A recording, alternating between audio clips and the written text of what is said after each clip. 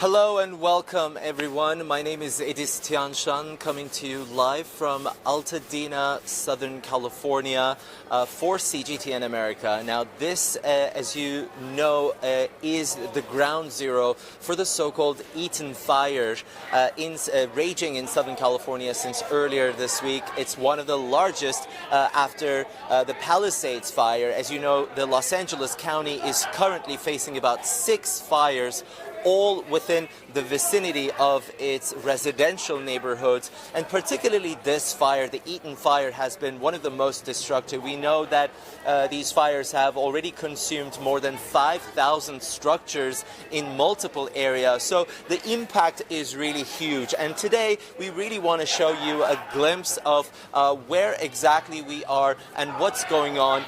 This is really the center of Altadena. It's a city in the northeast of Los Angeles, and this is where the Eaton fire sort of arrived, coming from the mountains that we will show you in just a while, and it actually destroyed several homes right behind me. Now, where I am right now, as you might see, this looks like a gas station. I mean, it is actually a gas station, but it is no longer operational. As soon as the fires arrived here, just about 3 days ago, they obviously evacuated this area largely, and then ever since there's been limited entry to the neighborhood. Most of the people still haven't come back to see their homes that have been destroyed. So many people are either in shelters, in those evacuation centers, or many people are simply staying with their families and relatives. Now,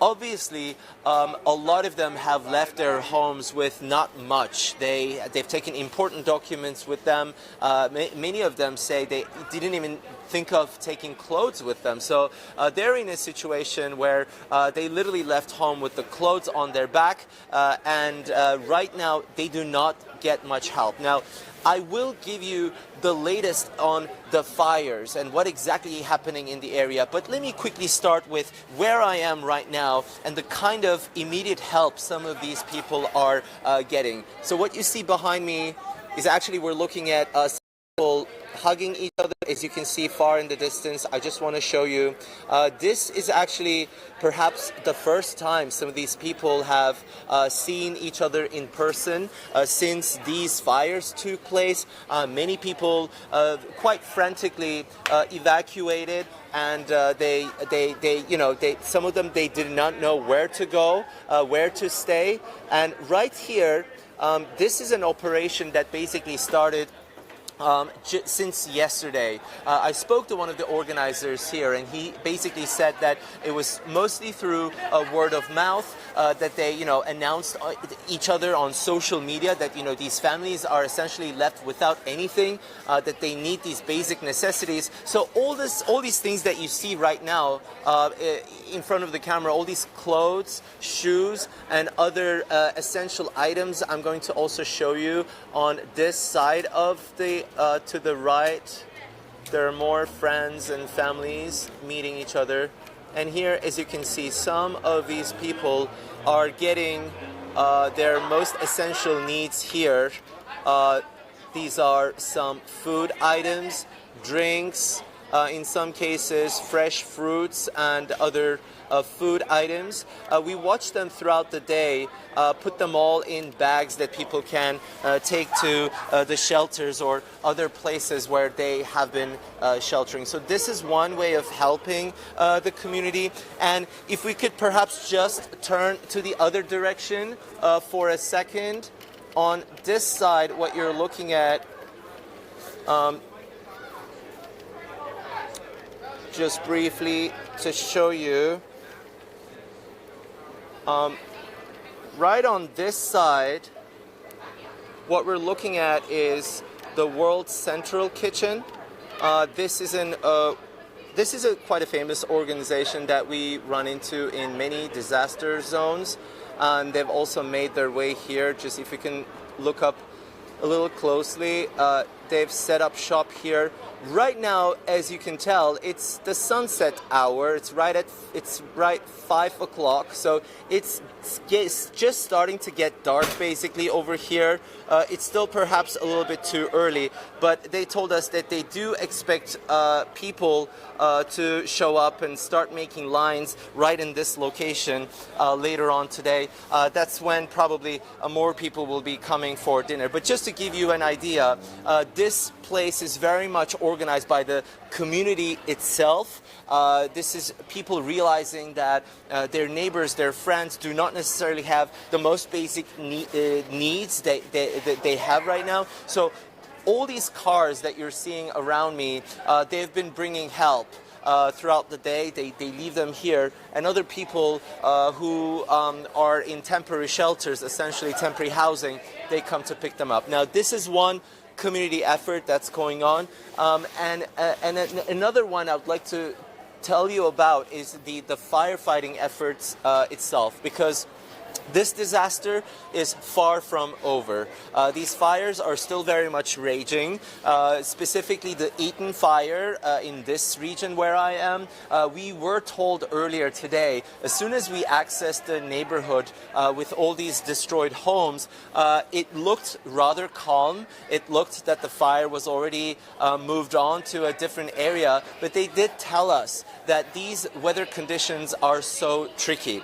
We've seen some of the strongest windstorms, some historic windstorms this area has seen in decades, and those were the winds that essentially made this fire so much worse in recent days. And they're saying that similar conditions could come back later today and in the coming days. So we are by no means out of the woods just yet.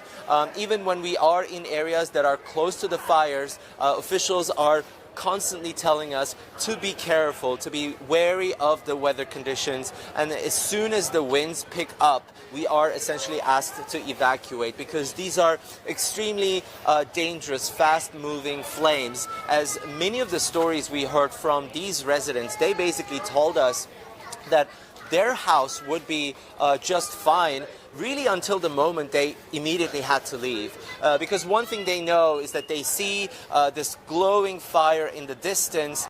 Next thing you know, suddenly right at the end of your block, just a few blocks down, has already caught fire. Now, to give you a better idea, I also want to show you this other direction where we are seeing smoke once again on the hills.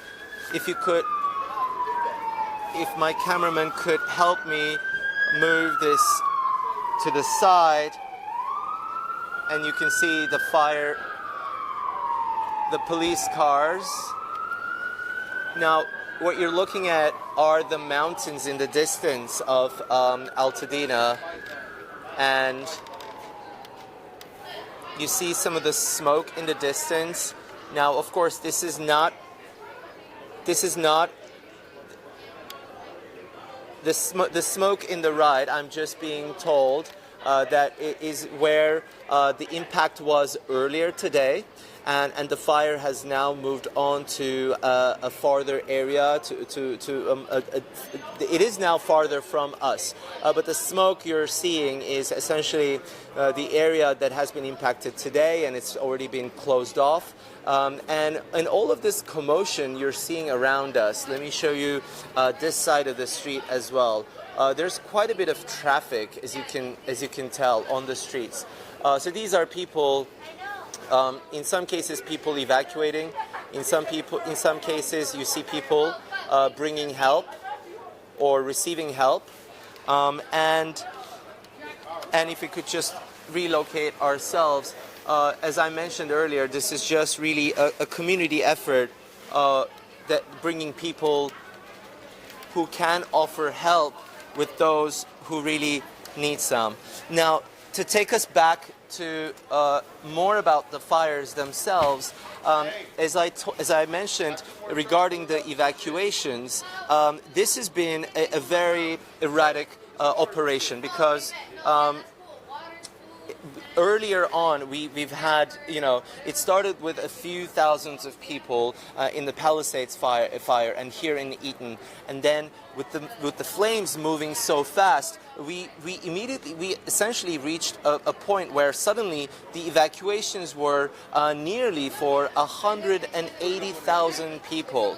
Now, just imagine the quantity of that. I mean, and that it's by today that number is obviously much higher. So we're looking at something closer to 200,000 people. That's basically a fifth of a million.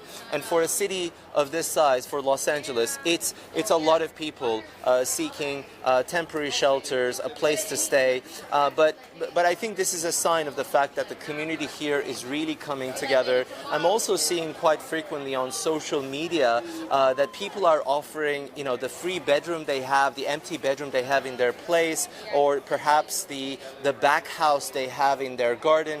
A lot of people are now offering, a lot of these people are offering space they have in their gardens and around their places for these victims to come and stay. Now, until now, that seems to have worked well, but the bad news is that these fires are still going on for several days to come. Now, I want to quickly touch on another issue, another story that I heard just in the last hour or so. I've spoken to a woman named Celeste. She was actually just right over here receiving some help, and she basically told me that they are now huddled up with two other families, so 3 families in total. They are trying to share the same house, and both parents, in some of the families, both parents have lost their jobs because a lot of them also rely on businesses that operate out of this area. So they're facing an extremely grim situation where they're left without a house, without an income, and they were basically tearing up. They were crying as they said, you know what, right now we are left without an income. We don't know where to go. We don't even have our own place to stay. They are just guests, basically, in a friend's house. Now, moving forward, this issue is going to be a huge problem, especially in a place like Los Angeles where the housing shortage is so acute. This is considered the homeless capital of the nation, of the United States of America. According to the last counts, Los Angeles alone, as the largest county in the nation, had more than 70,000 homeless people. The housing prices have consistently soared over the years. So with these massive wildfires, all 6 of them, all of them in residential areas, we're looking for thousands of more households, homes that are lost. So moving forward, perhaps not right now, but in the immediate future, housing will be a much bigger issue than it already is. Now, for now, though, as we continue to fight the fires, one big question everyone is asking is, are the officials doing enough? And there are 2 important points I would like to talk about regarding that. The firefighting efforts. Now, many people, there's a lot of sympathy for firefighters or for the fire department here across the city in general. So while people really appreciate all of the effort on the ground, many people have noticed that they were not seeing enough fire crews on the ground. In other words, perhaps on their part, the fire department was saying, you know what, we are using all of our resources that are stretched extremely thin right now, and we are asking for backup from nearby counties, from other fire departments. So despite that, with all of that help, some people said, you know what, the help we needed came a little bit late, and even when they were here, they ran out of water. Now, that actually became a big controversy that the public is really talking about over the past couple of days. How was it? Why was it possible? How did it happen? that the fire department itself ran out of water, and it turns out there was an issue with some of the fire hydrants that are on the streets, every corner that the fire trucks use. Later on, we've heard from officials that this is really the first time Los Angeles faced a residential fire of this magnitude, all 6 of them. So they were essentially saying that the city's infrastructure is not prepared to battle a disaster of this scale. They simply did not have enough teams. They simply did not have enough water resources to combat what's going on. And that will be, of course, discussed perhaps for weeks, if not months to come. But that also with it brings for us a whole other discussion around climate.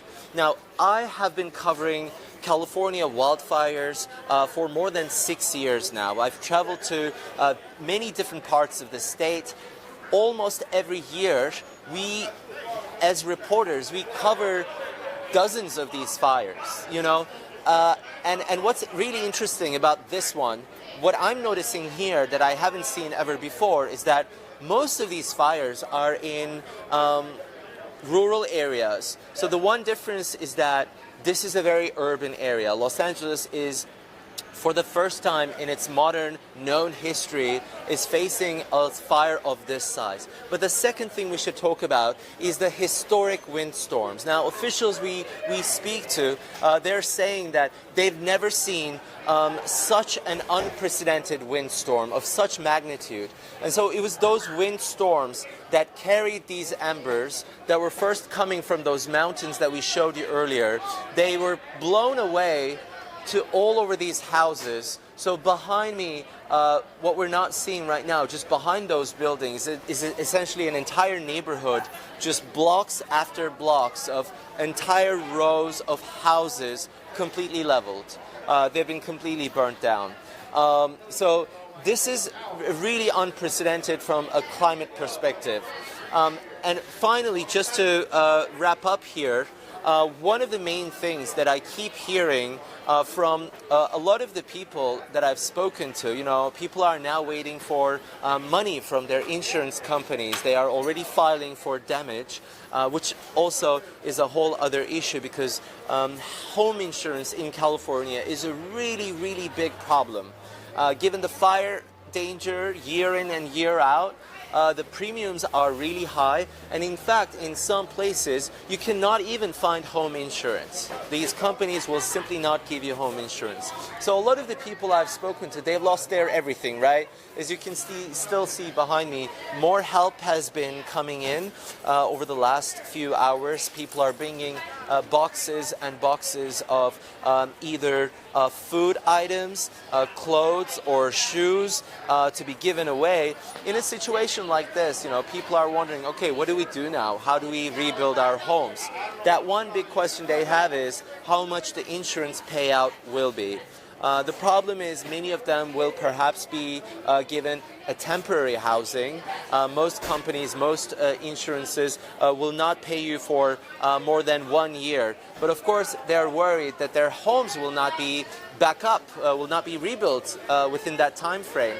So it's a big problem, and they're worried that the payout they receive from the insurance companies, the compensation, will not necessarily be enough to build the kind of homes these people could afford in this neighborhood. And we were also hearing that unlike other parts of Los Angeles, for example, the area of Palisades is a very upscale coastal neighborhood where you have basically multi-million-dollar mansions where lots of celebrities own homes that are now lost. But over here in Altadena, that is not the case. We're in a neighborhood where people don't necessarily have that generational wealth. So over the years, they basically built these homes with what they've managed to save. But right now, unfortunately, many of them feel what they lost may not come back so easily. Now, the final point that I'd like to make is regarding climate. When we talk to them, one big doubt they have is how to rebuild their homes. And the second big doubt they have is regarding climate. That people have been noticing over the years that the weather conditions are getting drier, are getting hotter. So with climate change, this area, with the wildfires we're seeing every year has become larger and more devastating. I mean, just looking at the statistics, it's very clear that the casualties it's caused and the amount of area these fires have burned over the years, it has exponentially increased, really bringing these people to a position of asking these existential questions where they wonder if these parts of California they can ever afford to live again, mainly because is this the kind of risk they ever want to take again?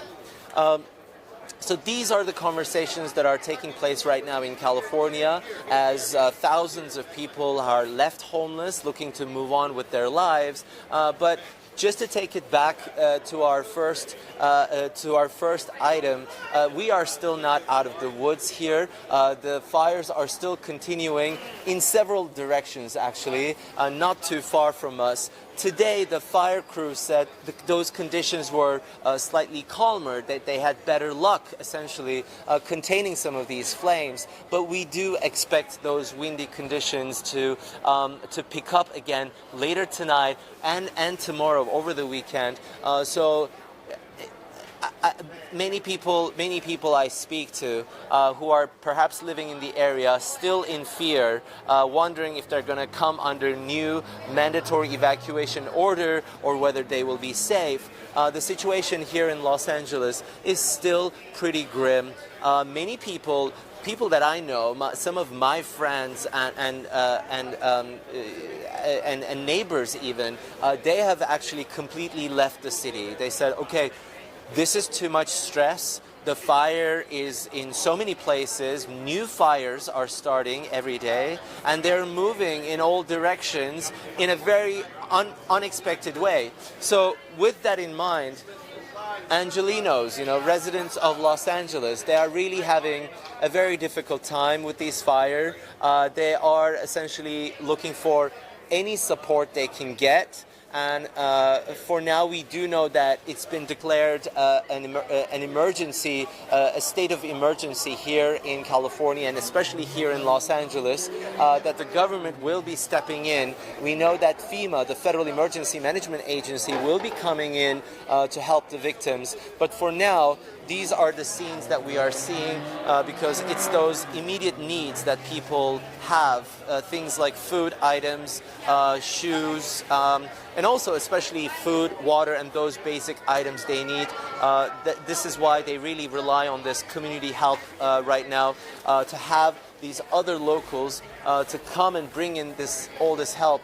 So they can at least get by for the day, for this week, but our very near future, especially for the victims here in Los Angeles, it is very, very unclear. And that uncertainty is certainly causing a lot of anxiety and concern for the local people here.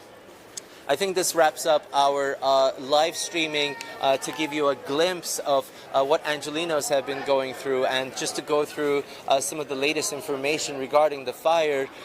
Please do comment on any of the information that you found interesting, and we would love to get your feedback. Once again, my name is Tianshan, and I'm reporting live from Altadena, Southern California for CGTN America.